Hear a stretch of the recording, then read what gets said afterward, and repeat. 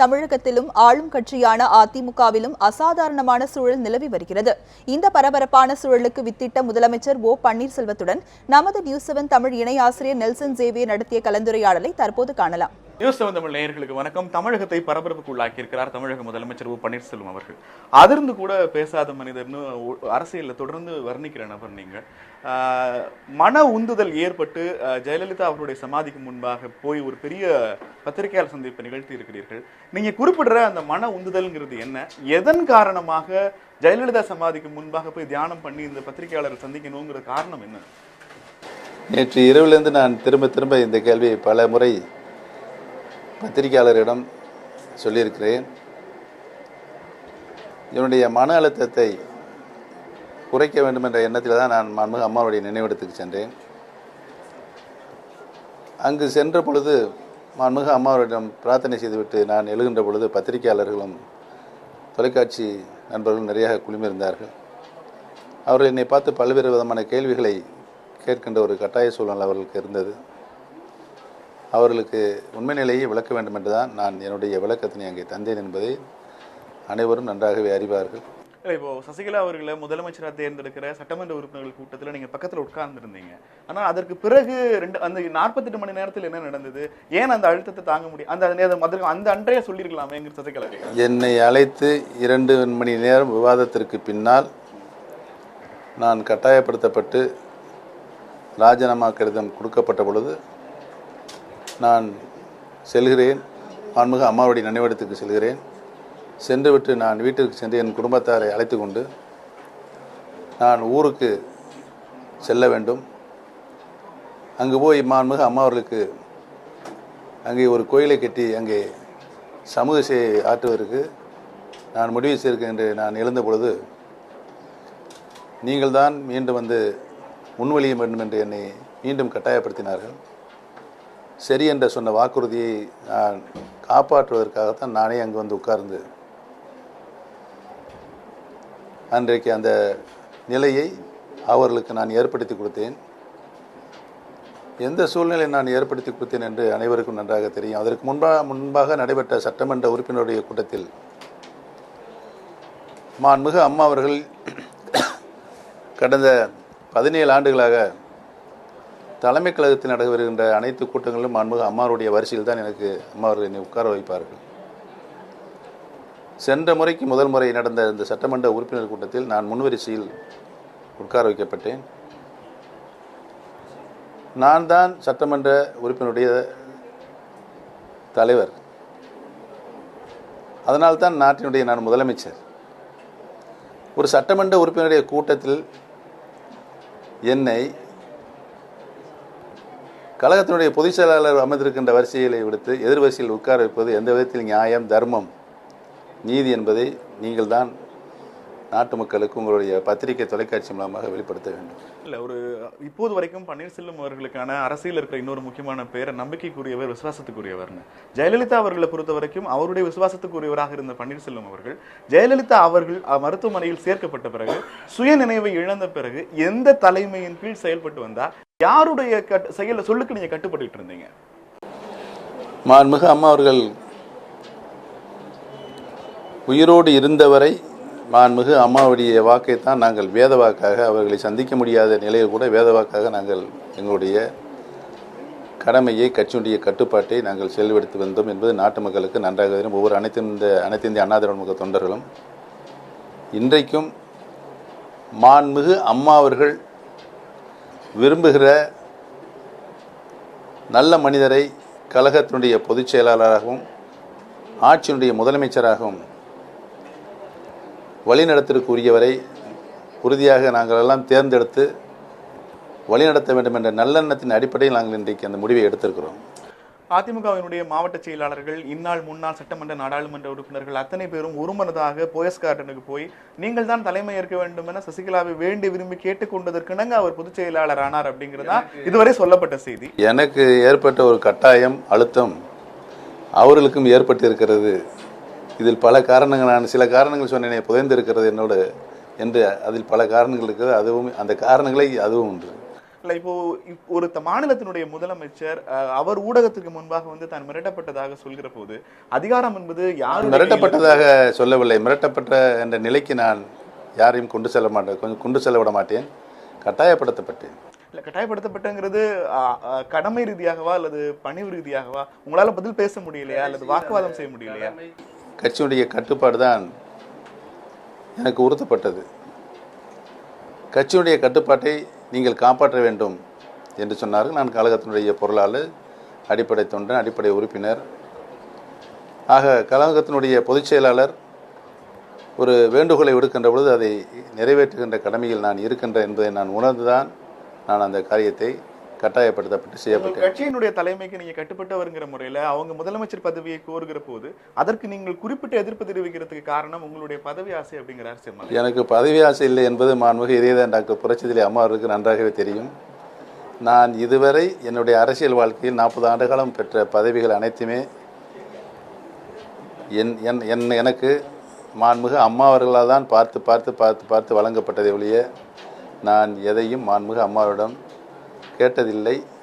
அவர்கள் என்னுடைய பணியை பார்த்து அவர்களால் வழங்கப்பட்ட வெகுமதி என்றே நான் நினைக்கிறேன். உங்க பார்ட்டியில சீனியர்ஸ் நிறைய பேர் இருக்கிறாங்க. ஆனா ஜூனியரான உங்களுக்கு வந்து முதலமைச்சர் பதவி கொடுக்கப்பட்டிருக்கிறது. ஜெயலலிதா இல்லாத இந்த சமயத்துல திரும்பவுமாக அந்த பதவி சீனியர்களுக்கு போகப்படலாம்ங்கிற பயம் காரணமாகத்தான் நீங்க தற்போது இந்த பிரச்சனையை கையில் எடுத்திருக்கீங்கன்னு செம்மலை குற்றம் சுமத்தியிருக்காரு. ஒரு செம்மலை வந்து எவ்வளவோ நாங்கள் சீனியர்கள் நிறைய பேர் இருக்காங்க, கட்சியினுடைய மூத்த தலைவர்கள். அவர்கள் நம்முடைய இயக்கத்திற்கு உருவாக்கப்பட்ட காலத்திலிருந்து பல்வேறு தியாகங்களை செய்திருக்கிறார்கள். எந்த காலகட்டத்தில் யாரை எந்த பதவியில் உட்கார வைக்க வேண்டும் என்று மாண்புமிகு இதயதான் டாக்டர் புரட்சித்தலைவி அம்மா அவர்களுக்கு நன்றாகவே தெரியும். நான் ஒரு உதாரணத்தை சொல்ல வேண்டுமென்றால் 2001 தமிழகத்தினுடைய முதலமைச்சராக மாண்புமிகு அம்மா அவர்களுக்கு 2001 சோதனை ஏற்பட்ட பொழுது அவர் என்னை அந்த பொறுப்பிலே நிறுத்தினார்கள். மீண்டும் 2014 மாண்புமிகு அம்மா அவர்களுக்கு சோதனை வந்த பொழுது மீண்டும் மாண்புமிகு அம்மாவை தமிழகத்தின் முதலமைச்சராக பதவியை அமர்த்தினார். இடைப்பட்ட இந்த 13 ஆண்டு காலம் மாண்புமிகு அம்மாவுடைய இருந்து நான் அனைத்து பணிகளையும் செய்திருக்கின்றேன். கடமைகளை மனநிறைவு பெறுகின்ற வகையில் மாண்புமிகு அம்மா மனநிறைவு பெறுகின்ற வகையில் செய்திருக்கின்றேன். அந்த காலகட்டத்தில் கூட பல்வேறு நிலைகளில் என்னுடைய பணிகளை மாண்புமிகு அம்மா அவர்கள் ஆய்வு செய்திருக்கலாம். அதுக்குரிய பணிகளை அவர்கள் நிறைவாக செய்யலாம். அதிலெல்லாம் நான் மாண்புமிகு அம்மா அவர்கள் முழு திருப்தி ஏற்பட்டதனால்தான் மீண்டும் 13 ஆண்டுகளுக்கு பின்னால் மீண்டும் அதே பொறுப்பினை எனக்கு கொடுக்கின்ற வாய்ப்பினை மாண்புமிகு அம்மா அவர்கள் உருவாக்கினார்கள். இதில் மூத்த கட்சியினுடைய தலைவர்களை புறந்தள்ள வேண்டும் என்று ஒருபோதும் மாண்புமிகு அம்மா அவர்கள் நினைக்க மாட்டார்கள். ஒவ்வொரு நிலையிலும் ஒவ்வொருவருக்கும் ஒரு நிலையில் மாண்புமிகு அம்மா அவர்கள் உரிய பதவிகளை கொடுத்துதான் அழகு பார்த்தார்கள் என்பது அவருக்கும் செம்மலனுக்கும் தெரியும். அவர் கட்சியினுடைய மூத்த நிர்வாகி, மூத்த உறுப்பினர். இத்தனை முறை பதவியை கேட்ட போதெல்லாம் விட்டு கொடுத்த பன்னீர்செல்வம் அவர்கள் இப்போது சசிகலா கேட்கிற போது கொடுக்க முடியாது என்று சொல்வதற்கு பிரத்யேக காரணம் இத்தனை முறை ஜெயலலிதா மாண்புமிகு இதயதேவம் புரட்சி தலைவி அம்மா அவருடைய எண்ணத்தின் பிரதிபலிப்பாகத்தான் நான் இப்பொழுது என்னுடைய பிரதிபலிப்பாக நான் அதை வெளிப்படுத்தி கொண்டிருக்கிறேன். அது பலருக்கும் தெரியும். 1987 அதிமுக ஒரு முறை 2ஆக பிரிந்தது. 30 ஆண்டுகளுக்கு பிறகு இப்போது ஓ பன்னீர்செல்வத்தால் இந்த கட்சி 2ஆக பிரிகிறது. பிரியக்கூடாது உடையக்கூடாது என்ற நிலையில் தான் நான் நேற்று கட்டாயப்படுத்தப்பட்டு நான் அந்த கையெழுத்தை போட்டுவிட்டு வந்தேன். என்னால் ஆட்சிக்கோ கட்சிக்கோ சிறு பங்கம் ஏற்பட்டுவிடக்கூடாது. இன்றும் சொல்கிறேன், அனைத்து இந்திய அண்ணா திராவிட முன்னேற்ற கழகத்தினுடைய சட்டமன்ற உறுப்பினரால் மீண்டும் நான் ஒருமனதாக முதலமைச்சராக பொறுப்புக்கு வர வேண்டும் என்ற கோரிக்கை மிக வலுவாக ஏற்படும் என்று கடமைப்பட்டிருக்கிறேன். இல்லைன்னா இப்போ காலையில் 130 எம்எல்ஏக்களும் ஏறக்குறைய அங்கதான் இருக்கிறாங்க. நீங்க எந்த நம்பிக்கையில வருவாங்கன்னு சொல்றீங்க? நம்பிக்கையின் அடிப்படையில் தான் வாழ்க்கையை உழந்து கொண்டு இருக்கிறது. இல்ல இப்ப சட்டமன்றத்துல உங்களுக்கு சசிகலா எப்படி ஆதரவு கொடுப்பாங்கன்னு நீங்க எதிர்பார்க்கறீங்க? சசிகலா தரப்பினர் எப்படி ஆதரவு கொடுப்பாங்கன்னு எதிர்பார்க்கறீங்க? இன்னும் 4 ஆண்டு காலம் ஆட்சி இருக்கிற போது எப்படி மக்கள் வருவாங்க உங்க பக்கம்? அவர் ஒருத்தர் மட்டும் நினைத்து நாம் செயல்பட முடியாது. அனைத்து சட்டமன்ற உறுப்பினர் 135 சட்டமன்ற உறுப்பினர்கள் இருக்கின்றார்கள், என்னையும் சேர்த்து. அவர்களுடைய மனநிலையின்படி நான் உறுதியாக மீண்டும் சட்டமன்றத்தினுடைய தலைவராக தேர்ந்தெடுக்கப்படுவேன் என்பதை தெரிவித்துக் கொள்கிறேன்.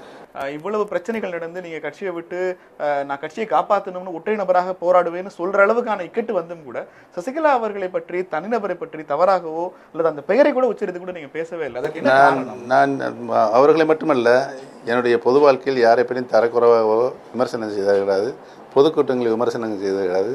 கொள்கைக்கு கொள்கை, முழக்கத்திற்கு முழக்கம் என்ற அடிப்படையில் தான் மாண்புமிகு அம்மாவுடைய சாதனைகளை, அவர்கள் இந்த நாட்டுக்கு செய்த அர்ப்பணிப்பு உணர்வுகளை மட்டும்தான் நான் வெளிப்படுத்துவனாக இருந்திருக்கிறேன் ஒழிய தனிப்பட்டவர்களை நான் என்னாலும் விமர்சனம் செய்தால், அதாவது சட்டமன்றத்திலே என்னுடைய உரையை கேட்டாலோ அல்லது என்னுடைய பதில் உரையில் கேட்டாலோ இல்லாட்டி என்னுடைய நெருங்கிய பழகியவர்களை கேட்டாலோ இல்லாட்டி என்னை மாற்றுக் கட்சியில் இருக்கின்ற நண்பர்களை கேட்டாலோ அவர்களுக்கு அனைவருக்கும் தெரியும். எந்த ஒரு சூழ்நிலையும் எவ்வளவு பதட்டமான சூழல் எழுந்தாலும் நான் நிதானத்தை இழக்காமல் பணியாற்றுகிறேன் என்பது அவர்களுக்கு நன்றாக தெரியும். டெல்லியில் தம்பிதுரை உள்ளிட்ட அதிமுக எம்பிக்களுக்கு கிடைக்காத மதிப்பு முதலமைச்சர் ஓ பன்னீர்செல்வத்திற்கு கிடைக்கிறது. ஜெயலலிதாவினுடைய இறுதி ஊர்வலத்திற்கு வந்த பிரதமர் மோடியை ஓ பன்னீர்செல்வம் தனியாக சந்திக்கிறார். ஓ பன்னீர்செல்வம் இப்போது இந்த தனியாக பிரிஞ்சு வந்திருக்கிற போது மைத்ரேயன் வந்து பக்கத்தில் இருக்கிறார். இந்த ஒட்டுமொத்த காட்சிகளும் ஓ பன்னீர்செல்வத்திற்கு பின்னால் மத்திய அரசு இருக்கிறது அல்லது பாஜக இருக்கிறது அப்படிங்கிறதுக்கான எல்லா விதமான ஃபேக்டர்ஸ் மாதிரி தெரியுது. என் பின்னால் ஏற்க வேண்டிய சூழ்நிலை அவர்களுக்கு இல்லை. அவர்கள் இந்திய அளவில் தேசிய அளவில் மிகப்பெரிய கட்சி, கட்சியுடைய நாட்டுடைய பிரதமராக இருக்கிறார். அவர்களுக்கு அந்த நிலை என் பின்னால் வந்து நிற்க வேண்டிய நிலை அவர்களுக்கு ஏற்படாது, ஏற்படக்கூடிய சூழலும் இல்லை.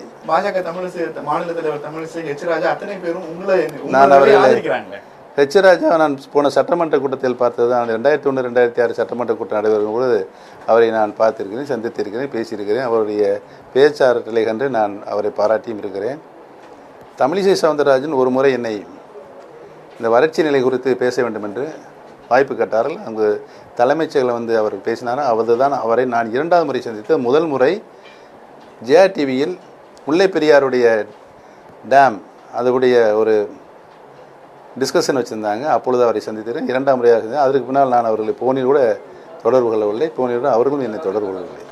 திமுக தரப்பிலிருந்து ஒவ்வொரு முறை உங்கள் பெயரை சொல்கிற போதும் உங்களுக்கு முழு ஆதரவு உண்டு, நீங்கள் முதலமைச்சராக நீடிக்க வேண்டும் என திரும்ப திரும்ப சொல்வதன் மூலமாக உங்களை கோவப்படுத்த நினைக்கிறாங்களா அல்லது சசிகலா தரப்பினரை கோவப்படுத்த நினைக்கிறாங்க? நீங்க அதற்குரிய பதிலை அவர்களிடம் திமுக காரர்கள் கேட்க வேண்டும். ஆனா உங்க திமுக உங்களுக்கு பின்னாடி இருக்குன்னு சசிகலா பகிரங்க குற்றம் சுமத்தி இருக்காங்க. அது ஏற்றுக்கொள்ள முடியாத குற்றச்சாட்டு. ஆனா இந்த சட்டமன்ற கூட்டத்தொடரை பார்க்கிற போது உங்களுக்கும் ஸ்டாலினுக்குமான ராப்பு வந்து இதற்கு முந்தைய சட்டமன்ற கூட்டத்தொடரில் பார்க்கும்போது அவ்வளவாக இல்லையே. நீங்க இறுதி ஊர்வலத்தில் கூட ஸ்டாலினுக்கு முகம் கொடுத்து பேசல. ஆனா சட்டமன்றத்தில் வந்து அந்த டோன் மாறி இருக்குங்கிறாங்க சசிகலா. என்னுடைய டோன் எப்பவும் ஒரே மாதிரி தான் இருக்கும். அந்த டோனில் எந்தவித மாறுபாடும் எந்த நிலையிலும் எந்த சூழ்நிலையும் ஏற்பட்டதில்லை என்பதை தெரிவித்துக் கொள்கிறேன். ஆளுநர் வந்து ஆளுநரிடம் போய் சந்தித்து ஓபிஎஸ் என்ன சொல்ல போகிறார், என்ன ஏன்னா இப்போ கொடுத்த ராஜினாமாவை திரும்ப ஏற்பதற்கான வாய்ப்பு சட்ட ரீதியாக இல்லைங்கிற எடுத்த பிறகு என்ன மாதிரியான அடுத்த கட்ட நகர்வுகளுக்கு? சட்ட ரீதியாக இல்லை என்று தெரிந்த பிறகும் நான் அதை வலியுறுத்தப் போவதில்லை. சட்டத்தில் இடமிருந்தால் மக்கள் விரும்பினால், சட்டத்தை காட்டில் நான் மக்களுடைய கருத்துக்களை எண்ணங்களை பிரதிபலிக்கின்றார்கள் என்ற நிலையில் தான் அந்த பதவி முதலமைச்சர் பதவி இருக்கிறது. ஆகவே சட்டத்தில் இடமிருந்தால் மக்கள் விரும்பினால் ராஜினாமாவை வாபஸ் பெறும். கடைசிகள் சார், அதிமுக பொதுச் செயலாளர் பதவிக்கு சசிகலா போட்டியிட்டது செல்லாது அப்படின்னு நீதிமன்றத்தில் வழக்கு தொடர்வதற்கோ அது சட்ட ரீதியாக எதிர்கொள்வதற்கோ ஓ பன்னீர்செல்வம் தயாராக இருக்கிறார்கள். தற்போது அந்த எண்ணம் எனக்கு இப்பொழுது இல்லை. ஆனா அவங்க தற்காலிக பொதுச் செயலாளர் நிரந்தர பொதுச் செயலாளர் தேர்ந்தெடுக்கணும்னு நீங்க கோரிக்கை வச்சிருந்தீங்க. இப்போ சட்ட ரீதியா அதற்கான வாய்ப்பு இருக்கு? இல்லை, கழக சட்ட விதியில் அது இருக்கிறது. ஒரு கழகத்தினுடைய அனைத்து இந்திய அண்ணா திராவிட முன்னேற்ற கழகத்தினுடைய பொதுச் செயலாளர் தேர்ந்தெடுக்கப்பட வேண்டியது கழகத்தினுடைய அடிப்படை உறுப்பினர்கள் அனைவரும் வாக்களித்து தான் கழகத்தினுடைய பொதுச் செயலாளரை ஏற்க வேண்டும். ஒரு அசாதாரணமான சூழ்நிலை ஏற்படுது. மாண்புமிகு அம்மா அவருக்கு காலமாகிவிட்டால் ஒரு அசாதாரணமான சூழ்நிலை ஏற்பட்டிருக்கிறது. அதற்கு தற்காலிக ஏற்பாடாகத்தான் ஒரு பொதுச் செயலாளரை தேர்ந்தெடுக்கணும். அதன் தொடர்ச்சியாகவே பொதுச் செயலாளர் தேர்தலை முறைப்படியாக சட்டபூர்வமாக எடுத்து அதை சட்டபூர்வ அங்கீகாரம் பொதுக்குழுவிலும் செயற்குழுவிலும் பெறப்பட வேண்டும் என்பதுதான் கழகத்தினுடைய சட்ட விதி. அதிமுக தொண்டர்கள் விரும்பினால் கழக பொதுச் செயலாளராக பன்னீர்செல்வம் களமிறங்குவாரா? என்னை பொறுத்தவரையில் கழகத்தினுடைய பொதுச் செயலாளர் ஒருவராகவும் நாட்டுடைய முதலமைச்சர் ஒருவராகத்தான் இருக்க வேண்டும் என்பதுதான் என்னுடைய தனிப்பட்ட கருத்து. நீங்க கழக பொதுச் செயலாளர் பதவிக்கு போட்டி போடுவீங்களா தொண்டர்கள் விரும்பினால்? அதான் சொல்லிவிட்டேனே, இரண்டுக்கும் எனக்கு வாய்ப்பளித்தால் கூட பொதுச் செயலாளர் ஒருவரும் நாட்டுடைய முதலமைச்சர் ஒருவர் தான் அதை பொறுப்பேற்க வேண்டும். நீங்கள் எங்களுக்கு ஆலோசனை சொல்லுங்கள் என்று கழகத்தினுடைய மூத்த நிர்வாகிகள் சொல்லியிருந்தால் 2 பதவிகளையும் தகுதியில் ஒருவரிடம் குழப்படிப்பு தான் ஒரு சிறந்த அணுகுமுறை என்று நான் கருதுவேன். இல்ல திரும்ப நீங்க முன்வைக்கிற வாதம் வந்து தகுதியுள்ள ஒரு நபர் அதிமுக தொண்டர்கள் விரும்புகிறவர் நிறைய இருக்காங்க, லட்சக்கணக்கான பேர். அந்த நீங்க சொல்ற இந்த குவாலிஃபிகேஷன் இப்போது பொதுச் செயலாளராக இருப்பவருக்கு இல்லைன்னு நினைக்கிறீங்களா? ஏன்னா திரும்ப அந்த வார்த்தை சொல்லிட்டே இருக்கீங்க, தகுதி உள்ள இதயங்களை கொண்ட மக்கள் விரும்புகிற மக்கள் ஏற்றுக்கொண்ட. இப்போது எல்லாவற்றிற்கும் மேற்கொண்டு மாண்புமிகு அம்மா அவர்கள் ஏற்றுக்கொள்வதற்கு மாண்புமிகு அம்மா அவர்களுக்கு அவர்கள் உயிரோடு இருந்த பொழுது ஏற்றுக்கொண்ட நிலையில் இருந்த ஒருவருக்குத்தான் அந்த பதவியை வழங்க வேண்டும் என்பதுதான் என்னுடைய கருத்து.